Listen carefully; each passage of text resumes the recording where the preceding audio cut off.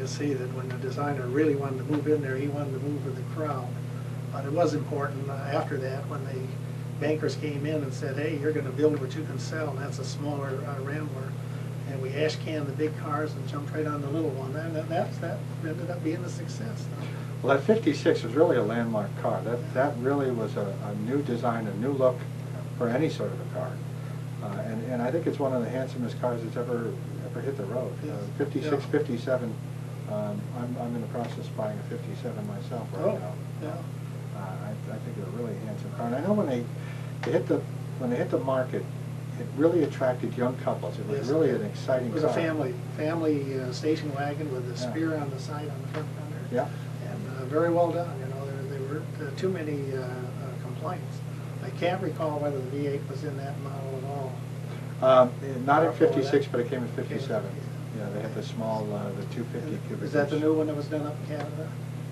That V8 plant? No, I think it was done in Kenosha, but that I have to double check. Yeah. I think so. I think it was Kenosha. Yeah. I meant to say Kenosha. Yeah. It was a new American Motors V8 Yeah. though. Yeah. Now, did you work on any of the Metropolitan? No, Metropolitan was done when I got there. George Mason was still there, and he was primarily, as you've heard many times before, you may have read, he was responsible for the huge display down in the basement of all foreign cars, which included, that's the impetus was for him to build that Nash with the doors being the same on both sides, and then the bumpers being the same front and rear, and it was quite an accomplishment. I've heard for a while they even wanted to do the front fenders interchange with the rear fenders, Yes. but that didn't work They out. tried it, as a matter of fact. Oh, yeah? Yeah, they tried it. Yeah. How did it look? And it was okay, but just it was too much. Yeah. It's you couldn't tell which way the car was going. Oh, okay. And so, Yeah. no, Judge Mason deserves a lot of credit for that, and keeping him on the idea and the concept of a small car. And I'm not so sure George Romney was 100% in favor of that, because when he went to do the new cars and they were so much bigger, you know, it's only because they came back and said, hey, you build a smaller one. He did that, and then it was George Romney who said all those lousy gas-guzzling dinosaurs, you know. And he took that spiel, and that paid off. You know, that was big free publicity. That boy, you get a Nash, you get a Rambler, and you'll go forever. You know, very little gasoline. So, but it was a big switch. He handled it real well. So, you gotta let me tell the story of our design staff one day on a Saturday. Okay. You were at Nash. Tell me about when you first heard that Nash was going to buy Hudson. Yeah, well, the news came into the studio there that was going to happen. Well, we raised our eyebrows and we thought, boy, that's got to be something. You know, now I had been over to the Hudson plant. I believe it was on Connors Avenue, and it was a sad happening as far as Hudson Motor Car Company was concerned when we went into the plant. And I don't know what we were there. I can't remember then. And we were viewing the plant, and to be honest with you, most of the people were sitting around because they knew that this thing was going to happen in the next week or so, and so everyone was just sitting and waiting, as we were over there at Nash, you know. And so when I got back to the Nash design office, then well, a lot of rumors came down, the stories came down, and the next thing you know, we bought the place. They shipped everything over. To make a long story short, all of a sudden in the Hudson studio where we were taking an Ambassador and converting it to a Hudson, the order came up that, hey, you're going to have to use these instrument panel clusters, which were shaped like this, if you recall. They were mostly green, some of them were blue. And what had happened is just before that, when they knew the place was being sold, they ordered like, I want to say 100,000 clusters. They're only building like 30,000 cars a year, so all of a sudden Nash realizes, hey, what are we going to do with all these clusters? Well, I believe the car came out, you know, where the Nash was converted to a Hudson.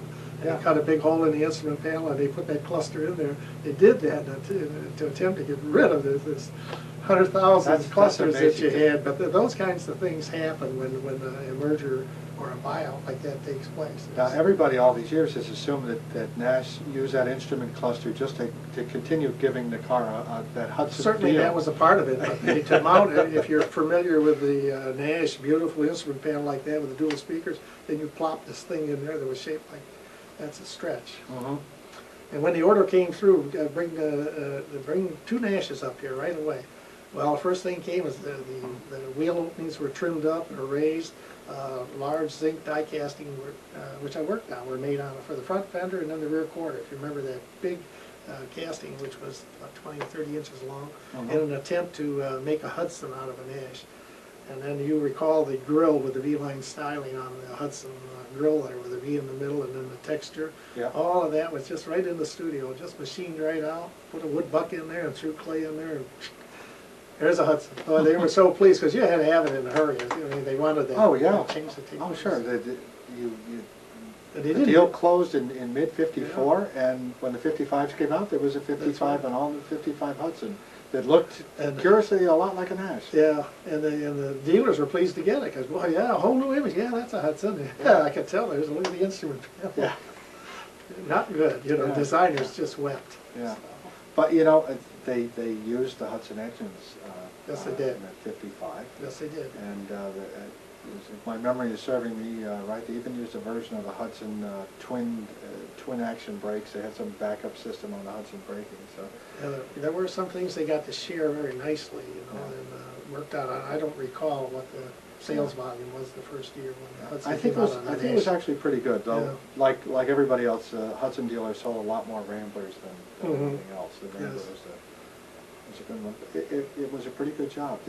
The first year on the Nash Hudson car, the grill looks a lot like the 55 Rambler. If you remember, it's like an Yeah. eight-crate grill. Yes. Do you remember where that came from? Mm. Okay. No, I can't help Because you. it was the 56 and 57 is when they went to that one you just described, with the finer mesh, and Yes. it's got that nice big V in it. I was reading an article the other day, and it was reprinted from 1956, and the road tester was just raving about that beautiful Hudson grill, that all-new Hudson grill. What a Yeah. beautiful job that was. Yeah, I don't know if it was advertising people or part of the design section, but the emphasis was on V-line styling. So you got it up on the grill where the grill has a V in it going over to each headlight. You got it on the side where the two-tone or the moldings went down the side, had a V in it. But that was it. And you do it real quick. Yeah. Man, you know, we're in the car business here. Yeah. And the great savings was having one basic body Oh, yeah. and selling two cars. So Yeah. it's kind of, Yeah. you had to have that, you had to do that. Now, the Hudson for 55 had the conventional headlight placement, but that was the year that Nash went to the inset, the grill with the Yes. headlights inset. Was that done deliberately to make the cars look as different as Yes, possible? yeah, and they wanted to update the Ambassador and you know, keep the fenders nice and slim them up. Mhm. They wanted to get rid of it, so it wasn't easy coming off of those doors with a double little bump there, narrowing the fenders down to get it slimmer looking. You know, probably the design office's biggest criticism was to get the weight out of it. Mhm. Yeah. Now, when Farina had the first model that came out, it was done in plaster. When the huge 15-inch radius fenders came out, they were down like that with the big 8-inch headlamp bezel, chrome around it. So low, you know, even Ed went in and Reddick went in, and then they called the rest of us in and look at it, and terrible. It was just too foreign, way down, dropped them, and then, you know, like this. So, you know, after you've got to get 101 of these, you know, DS's to get the little action. Well, raise them a little bit, so they raised them as per the 55 to where you saw them, but they were lower than that. Yeah, I know. I've heard that when the cover came off of Farina's initial prototype, everybody's heart sank because they just said the American public is not going to accept That's that right. look. Yeah, that's right. Now, I have been unable, in 15 years of searching, I've been unable to find a picture of that car. Hmm. I've contacted Farina, and I'm in regular contact with them, and they've sent me pictures of just about every other job that they did for Nash, but they curiously can't find a picture of that. Reddick doesn't have any of the original artwork? No, nobody going does. down? No. Ed Anderson told me that after they unveiled the prototype, they realized it was just too European for American taste. They put a tarpaulin on it and put it off in the corner of the room. And went on That's to the well stated, yeah. No, that's right. Glenn Waugh, have you ever contacted him, chief engineer at the time? No. He may have had a photograph or two, Glenn Waugh, W-A-U-G-H. Okay. So, Put him on yeah, the that was it. photo. And then Ed Anderson explained it properly. It was just too much. Yeah. Now, had you left by the time the work was going on the 57 Nashes, the big ones? Because that's the first year that they used the quad headlights. Just before that. I left in 56. And after that, I went over to Chrysler, but so I would have missed that. We may have been doing some sketching on it. I don't know if there's a relationship there, because I've got to think for a long time. Now, I noticed looking through a lot of your work that you started out in Nash styling, and then towards the end of your career at American Motors, you're doing a lot of Hudson work. Were you assigned to the Hudson studio? Yes. Oh, okay. 10 samples, and now we had a much larger group. Uh-huh. Now we moved up to having almost 2 studios, 7 guys in each studio plus modeling staff. Moved the modeling staff around a little bit when we had a big program for one, but it was kind of hard. Can't really say that we had a program for one without having a program for the other, because they were both on the same basic body, but we did shuffle more people around. Yeah, towards the end of the Nash and Hudson name, it seemed like the concentration had been going down to building a big car on the Rambler body. Can you tell us about that? Well, the big cars on the Rambler body were an attempt, to move with the industry, but I'm not so sure they were so successful or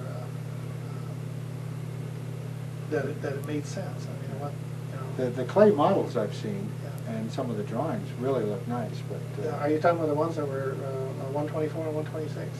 no, you're talking about one off of the Rambler body. Yeah, off of a stretched. From a stretch Rambler. Yeah. So, well, once we went to the smaller car concept and advertised it as such, that we're not building gas guzzling dinosaurs, I think it would be an uphill road. It's always everybody wants. Well, we want a little car, and we want a big car, and then we want a Cadillac. And something in between. And so that's always in any design office, Yeah. And anytime you get a chance, and I think management usually says, well, go ahead, rough one in, let's see what it looks like. See, so. Now, did George Romney come into the studios very much? Yeah, I got to tell you a story, but we worked very hard. At Nash, we really were a hard-working bunch of guys. We did everything, worked on the instrument panels, worked on the roofs, took plaster casts off. I mean, everyone would line up on the side, even the secretary, if we needed her, we'd lift these huge molds off. Everything was done in plaster in those days, primarily, not fiberglass. And so Saturday, we're in there working like mad. We had vinyl tile floors with some cement and raised platforms. And we got to get this car done by like 3 o'clock or something like that. We have brown paper on the floor because we got to have a clean floor. Well, in comes George around me in a short sleeve shirt, no tie, collar on. Hi boys, how's it going? Oh, fine. He's walking around the car. Well, and we're over there. We're working like mad. Move this a little bit. The modelers are sculpturing and the designer's giving them some direction and so forth. Well, making a very fine impression on Mr. Romney. Well, Mr. Romney goes around the end of the car like that, puts his heel and his foot on a piece of that brown paper, and out underneath him it goes, and down on his rear end he goes on that hard concrete, with all of us reaching for him. No, wham! Boy, hit his head on the deck and his back. Oh my God, Ed Anderson was there. They pick him up. Oh, geez. Well, then they continued their rounds. He was okay, but slowly as Ed Anderson left the studio, Romney with him, and he came back, Reddy came back, get that brown paper off the floor, and you never saw so many guys scamper and pick up this brown paper. Well, that was lethal. He really went down on us. We hurt that guy. So. Yeah. He really championed the idea of going with a smaller car. Yeah, and I think he got aboard too. After all, you do have to respect where you're getting your money at that time, and you have to place yourself into into the a light of the day. You can't just sit here in today's world and say, oh, just spend the money. They didn't have it to spend, you know, and they wanted every dollar to. Now, was that how you felt back then? Yeah, and yeah, I think you had to feel that way. Yeah. No, I sure did. Sure. And especially, well, don't forget, we had to market to ourselves too. The Rambler was successful. How many times did you hear General Motors say they're successful because they're the only one in that niche? Yeah. And that was right. Yeah. And that's what you need. When everybody else moves into the niche that you've captured, it's hard to compete. Was, you know, and General Motors started to do it. They came in with small cars, rear engine Corvair, you know, later, and so. That's what you're up against. I've always said that. It's real easy to